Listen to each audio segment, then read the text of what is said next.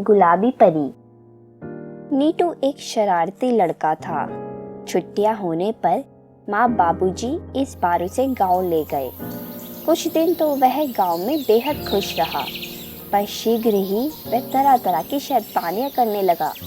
एक दिन उसे गुलाब के पौधों से काटा क्या चुभा कि उसने सारे गुलाब के पौधे ही रौंद डाले। दादाजी ने माली से कहकर फिर से पौधे लगवाए। उस दिन नीटू जल्दी सो गया। वरांडे में ही उसे नींद आ गई। आधी रात को किसी की सिसकियां सुनकर नीटू की नींद अचानक खुल गई।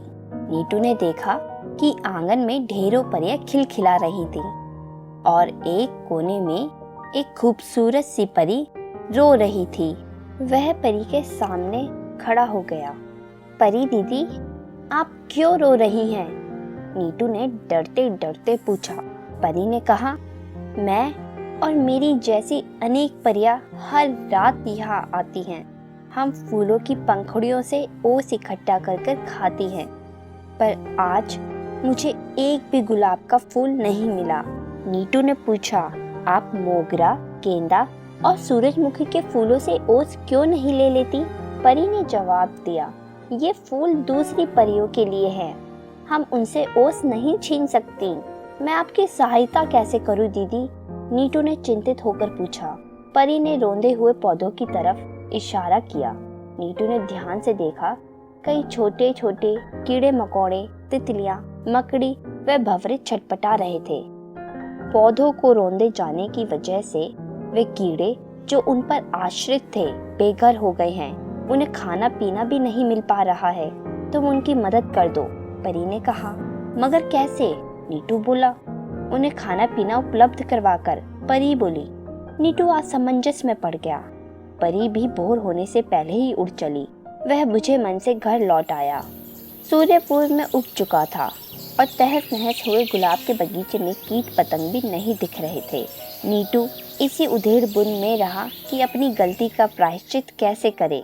रात हुई तो नीटू ने आंगन में सोने की जिद की। आधी रात को अचानक बाग में रोशनी सी छा गई। ढेरों परियां हंसती मुस्कुराती खिलखिलाने लगी। नीटू उठा और चुपचाप देखने लगा। उन सब में गुलाब परी भी थी। वह बहुत उदास लग रही थी। नीटू को बुरा लग रहा था।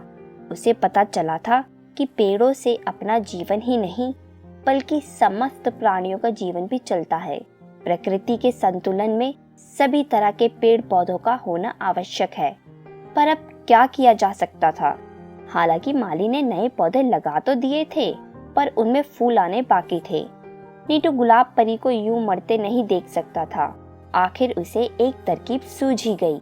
उसने माँ, बाबूजी व दादाजी से माफी मांगी और उनसे सलाह की। उस रात जब परियां बाग में आईं और गुलाब परी कोने में बैठने लगी, तभी उसे ताजे गुलाब की खुशबू आई।